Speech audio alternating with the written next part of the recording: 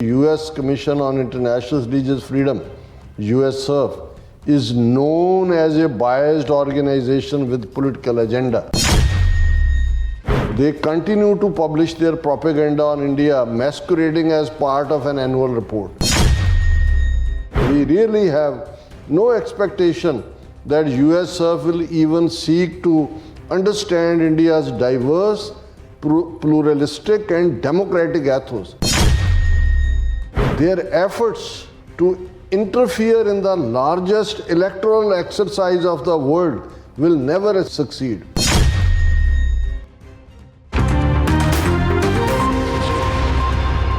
Viewers welcome back to program. So viewers ਗੱਲਬਾਤ ਕਰਨ ਜਾ ਰਹੇ ਹਾਂ ਕਿ ਅਮਰੀਕਾ ਦੇ ਇੰਟਰਨੈਸ਼ਨਲ ਰਿਲੀਜੀਅਸ ਕਮਿਸ਼ਨ ਨੇ ਅਮਰੀਕਨ ਸਰਕਾਰ ਨੂੰ ਸਿਫਾਰਿਸ਼ ਕੀਤੀ ਹੈ ਕਿ ਭਾਰਤ ਨੂੰ ਹਿਊਮਨ ਰਾਈਟਸ ਦੀ ਵਾਇਲੇਸ਼ਨ ਕਰਕੇ ਕੰਟਰੀ ਆਫ ਪਾਰਟੀਕੂਲਰ ਕੰਸਰਨ ਇਸ ਐਲਾਨਿਆ ਜਾਏ। ਸੋ ਇਸ ਦੇ ਭਾਰਤ ਨੇ ਤਿੱਖੀ ਰਿਐਕਸ਼ਨ ਦਿੰਦਿਆਂ ਕਿਹਾ ਹੈ ਕਿ USCIRF ਵਿਤਕਰੇ ਵਾਲਾ ਕਮਿਸ਼ਨ ਹੈ ਅਤੇ ਉਸ ਨੂੰ ਭਾਰਤ ਦੇ ਅੰਦਰੂਨੀ ਮਾਮਲਿਆਂ ਵਿੱਚ ਦਖਲਅੰਦਾਜ਼ੀ ਕਰਨ ਦਾ ਕੋਈ ਹੱਕ ਨਹੀਂ ਹੈ।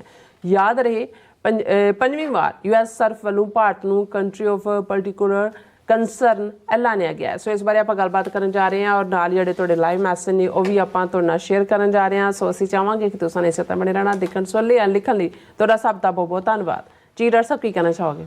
ਦੇਖੋ, ਮਤਲਬ ਹੁੰਦਾ ਇਹ ਹੈ ਕਿ ਵੀ ਜਿੰਨੀ ਦੇਰ ਤੱਕ ਕਿਸੇ ਦਾ ਦਬਦਬਾ ਕਾਇਮ ਹੁੰਦਾ ਹੈ ਉਹ ਖੜਾ ਰਹਿੰਦਾ ਹੈ। ਜਿੱਦਣ ਕੋਈ ਇੱਕ ਹਿੰਮਤ ਕਰਕੇ ਉਸ ਦੇ ਇੱਕ ਚਪੇੜ ਮਾਰ ਦਿੰਦਾ ਫਿਰ ਚਾਰ ਚਫੇਰਿਓਂ ਚਪੇੜਾਂ ਦਾ ਠੁੱਡਿਆਂ ਦਾ ਕੋਈ ਫਿਰ ਥੱਲੇ ਢਾ ਕੇ ਗੋਡਾ ਫੇਰਨਾ ਜਿਹਨੂੰ ਉਹ ਵੀ ਵਰਦਾ। ਹੁਣ ਲੱਗਦਾ ਵੀ ਇਹਨਾਂ ਦੇ ਦਿਨ ਮੁੱਕੇ ਹੋਏ ਨੇ ਭਾਰਤ ਵਾਲਿਆਂ ਦੇ ਔਰ ਇਸ ਵੇਲੇ ਇਹਨਾਂ ਨੂੰ ਠੁੱਡੇ ਛਿੱਤਰ ਚਪੇੜਾਂ ਉਹ ਤਾਂ ਪਤਾ ਨਹੀਂ ਅਜੇ ਡਾਂਗ ਤੱਕ ਨਹੀਂ ਆਏਗਾ। ਉਹ ਸਿੱਖ ਕੁੱਟਣਗੇ ਡਾਂਗ ਨਾਲ ਤਾਂ ਅਜੇ ਤੱਕ ਤਾਂ ਇਹ ਇਹਨਾਂ ਦੇ ਖਾ ਲੈਣ ਛਿੱਤਰ ਚਪੇੜਾਂ।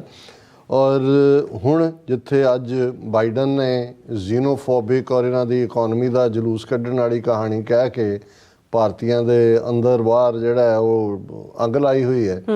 ਇਸੇ ਤਰੀਕੇ ਨਾਲ ਅਸੀਂ ਇਹ ਦੇਖ ਰਹੇ ਹਾਂ ਵੀ ਮੀਡੀਆ ਤਾਂ ਇੰਟਰਨੈਸ਼ਨਲ ਲਗਾਤਾਰਤਾ ਨਾਲ ਇੰਡੀਆ ਦਾ ਰੋਗ ਸਟੇਟ ਇਮੇਜ ਐਕਸਪੋਜ਼ ਕਰ ਰਿਹਾ।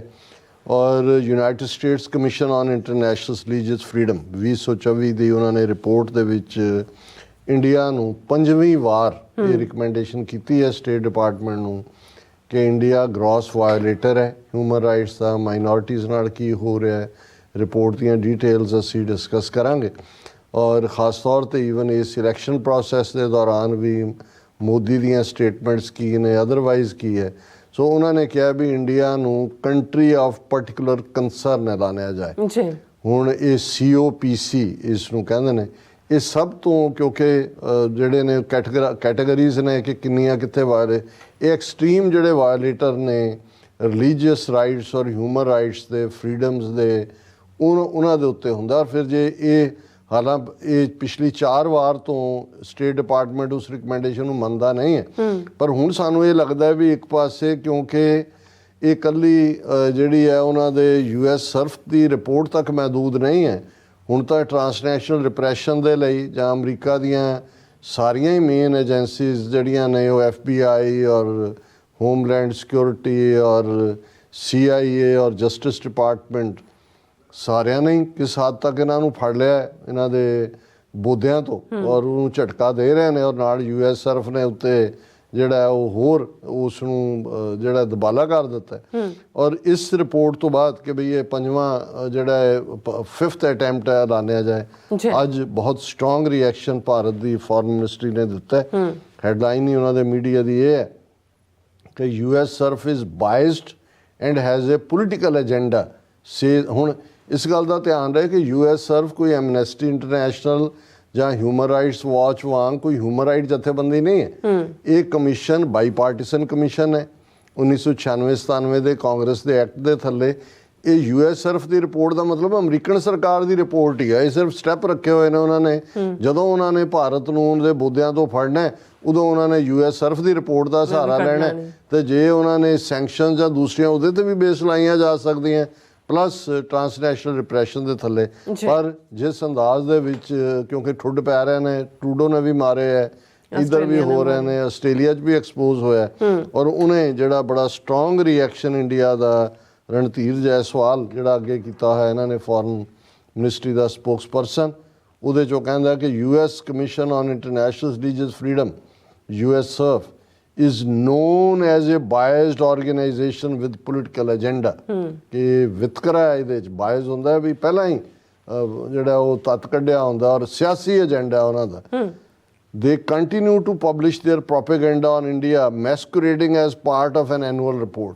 ਕਿ ਉਹ ਲਗਾਤਾਰਤਾ ਨਾਲ ਐਨੂਅਲ ਰਿਪੋਰਟ ਦਾ ਲਬਾਦਾ ਪਹਿਨ ਕੇ ਭਾਰਤ ਦੇ ਖਿਲਾਫ ਜਿਹੜਾ ਉਹ ਪ੍ਰੋਪੇਗੈਂਡਾ ਕਰੀ ਜਾਂਦੇ ਨੇ। They continue to publish their propaganda on India masquerading as part of an annual report। We really have no expectation that USCIRF will even seek to understand India's diverse, pluralistic and democratic ethos।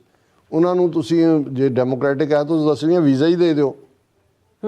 USCIRF ਵਾਲਿਆਂ ਨੂੰ ਪਿਛਲੇ ਕਈ ਸਾਲਾਂ ਤੋਂ ਉਹਨਾਂ ਦਾ delegation ਵੀਜ਼ੇ ਲਈ apply ਕਰਦਾ ਹੈ, ਉਹਨੂੰ ਵੀਜ਼ਾ ਨਹੀਂ ਦਿੰਦੇ ਵੀ ਤੁਹਾਡੀ ਡੈਮੋਕ੍ਰੇਸੀ ਦੇਖਣਗੇ ਕਿਵੇਂ, ਉਹਨਾਂ ਨੂੰ ਇੱਕ ਵਾਰੀ ਆ ਤਾਂ ਲੈਣ ਦਿਓ। ਫਿਰ ਉਹ ਤੁਹਾਡੀਆਂ ਐਥੋਸ ਵੀ ਦੇਖਣਗੇ, ਤੁਹਾਡੀ ਗਊ ਮੂਤਰ ਦੇ ਵਿੱਚ ਕਿਆ ਕੁਆਲਿਟੀਜ਼ ਨੇ, ਕਿਵੇਂ ਕੈਂਸਰ ਠੀਕ ਹੁੰਦਾ ਹੈ, ਕਿਵੇਂ ਜਿਹੜਾ ਕਾਰਾਂ ਦੇ ਉੱਤੇ ਗੋਹਾ ਲਿਪਿਆ ਤੁਹਾਡੀਆਂ ਭਗਤਣੀਆਂ ਨੇ ਕਿ ਨਿਊਕਲੀਅਰ ਜਦੋਂ ਬੰਬ ਚੱਲੇਗਾ ਤੇ ਉਹ ਉਹਨੂੰ ਮਹਿਫੂਜ਼ ਰੱਖੇਗਾ ਔਰ ਇਹ ਸਾਰਾ ਹੋਏਗਾ।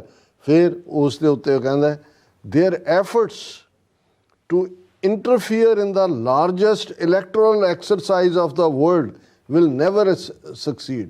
ਅਸੀਂ ਦੇਖੋ ਲਾਰਜੈਸਟ ਇਲੈਕਟੋਰਲ ਦਾ ਹਾਲ ਇਹ ਹੈ, ਭਾਈ ਅੰਮ੍ਰਿਤਪਾਲ ਸਿੰਘ ਅਜੇ ਉਹਨਾਂ ਦੇ ਕਾਗਜ਼ ਪੱਤਰ ਦਾਖਲ ਹੋਏ ਨੇ ਜਾਂ ਨਹੀਂ, ਉਹ ਲੜ ਰਹੇ ਨੇ, ਐਲਾਨ ਕੀਤਾ। ਬੀਬੀ ਪਰਮਜੀਤ ਕੌਰ ਖਾਲੜਾ, ਬਾਕੀ ਸਾਰਿਆਂ ਨੇ ਦਰਬਾਰ ਸਾਹਿਬ ਵੀ ਮੱਥਾ ਟੇਕਿਆ, ਖਡੂਰ ਸਾਹਿਬ ਵੀ ਵੱਡਾ ਇਕੱਠ ਹੋਇਆ ਔਰ ਚੰਗਾ ਹੁੰਗਾਰਾ ਹੈ, ਲੋਕ ਨਿਕਲ ਰਹੇ ਨੇ। ਵੈਸੇ ਉਹਨਾਂ ਨੇ ਸਵਾਹ ਦੇ ਜਿਹੜੇ ਨੇ ਟੋਕਰੇ ਵੀ ਭਰ ਕੇ ਰੱਖੇ ਹੋਏ ਨੇ ਵੀ ਜਿਹੜੇ ਇਹ ਵਿਰੋਧੀਆਂ ਵਾਲੇ ਆਣੇ ਨੇ ਉਹਦੇ ਸਿਰ ਸਵਾਹ ਪਾਉਣੀ ਹੈ।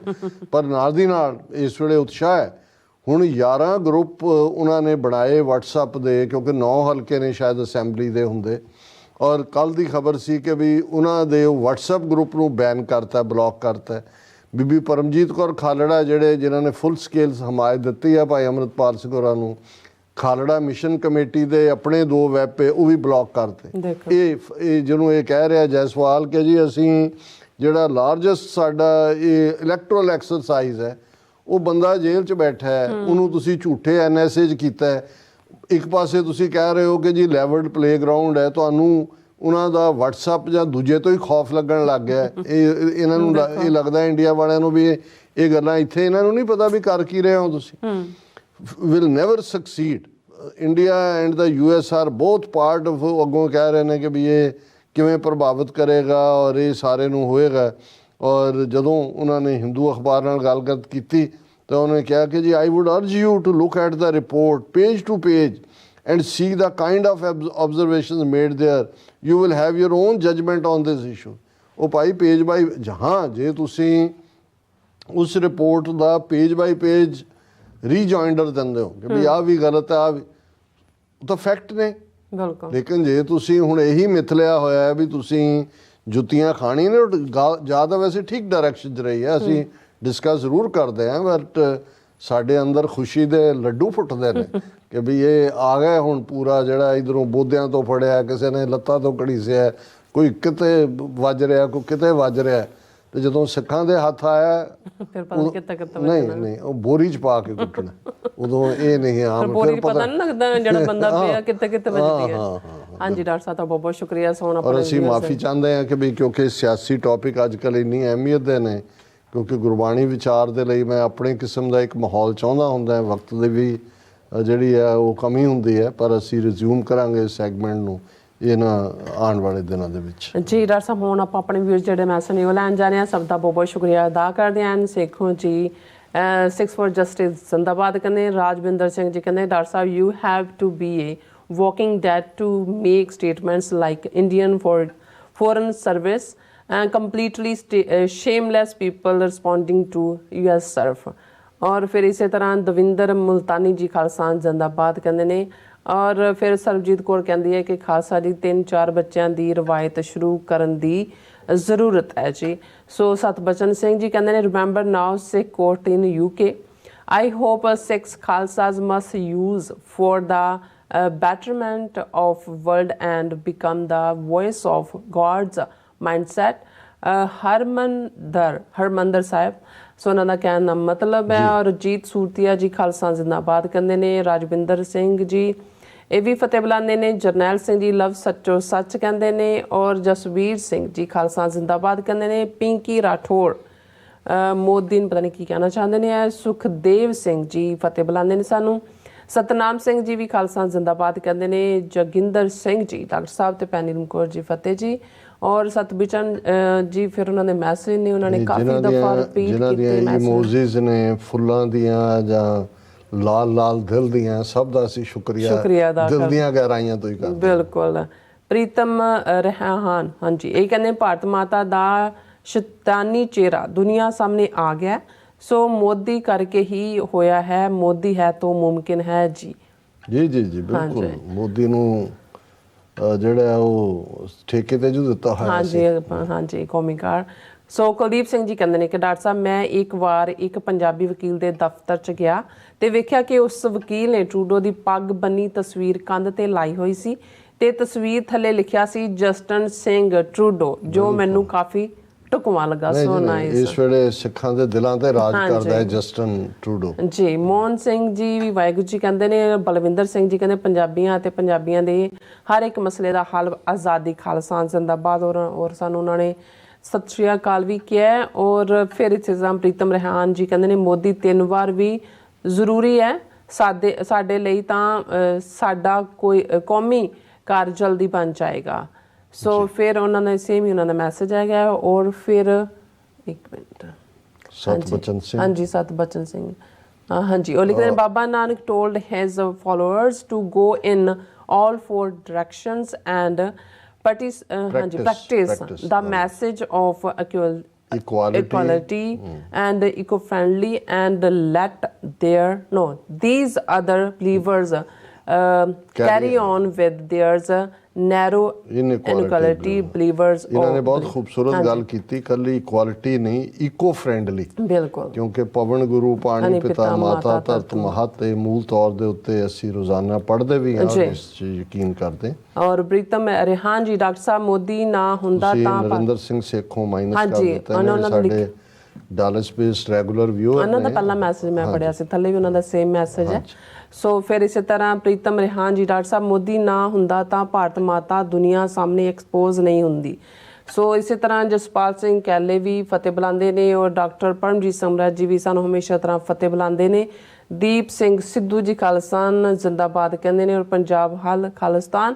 ਔਰ ਬਲਵੀਰ ਸਿੰਘ ਟਿਵਾਣਾ ਜੀ ਫਤਿਹ ਬੁਲਾਉਂਦੇ ਨੇ। ਧਰਮ ਸਿੰਘ ਜੀ ਵੀ ਫਤਿਹ ਬੁਲਾਉਂਦੇ ਨੇ ਔਰ ਕਹਿੰਦੇ ਖਾਲਸਾਨ ਟੀਵੀ 84 ਜ਼ਿੰਦਾਬਾਦ ਚੜ੍ਹਦੀ ਕਲਾ। ਬਹੁਤ ਸ਼ੁਕਰੀਆ ਪ੍ਰੋਗਰਾਮ ਸੱਚੋ ਸੱਚ। ਵਾਹਿਗੁਰੂ ਜੀ ਕਾ ਖਾਲਸਾ ਵਾਹਿਗੁਰੂ ਜੀ ਕੀ ਫਤਿਹ। ਮਨਜੀਤ ਕੌਰ ਜੀ ਕਹਿੰਦੇ ਨੇ ਕਿ ਨਫ਼ਰਤੀ ਹਿੰਦੂ ਐਵੇਂ ਨਹੀਂ ਬਾਹਰ ਆ ਕੇ ਸਿਟੀਜ਼ਨ ਲੈ ਰਹੇ ਆਪਣਾ, ਸਿਟੀਜ਼ਨਸ਼ਿਪ ਨਹੀਂ ਲੈ ਰਹੇ, ਆਪਣਾ ਪ੍ਰਚਾਰ ਤੇ ਪ੍ਰਸਾਰ ਵੀ ਕਰ ਰਹੇ ਨੇ, ਜੋ ਇਹਨਾਂ ਦੀਆਂ ਗੱਲਾਂ ਤੋਂ ਜ਼ਾਹਿਰ ਹੋ ਗਿਆ।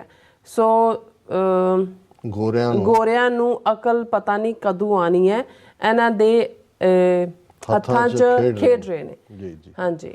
ਔਰ ਸਿੱਧੂ ਵਰਲਡ ਟੂਅਰਸ ਸਿੱਧੂ ਕਹਿੰਦੇ ਨੇ ਕਿ Modi demanding his gifts back from Biden. ਉਹ ਬਾਈਡਨ ਤਾਂ ਦੇਣ ਨੂੰ ਤਿਆਰ ਹੈ ਵਾਪਸ, ਉਹਦੀ ਘਰ ਵਾਲੀ ਕਹਿੰਦੀ ਮੈਂ ਨਹੀਂ ਇਹ ਜਾਲੀ ਵਾਲੀ ਪਾਣੀ ਮੁੰਦਰੀ ਅੰਗੂਠੀ ਵਾਪਸ ਨਹੀਂ ਦੇਣੀ।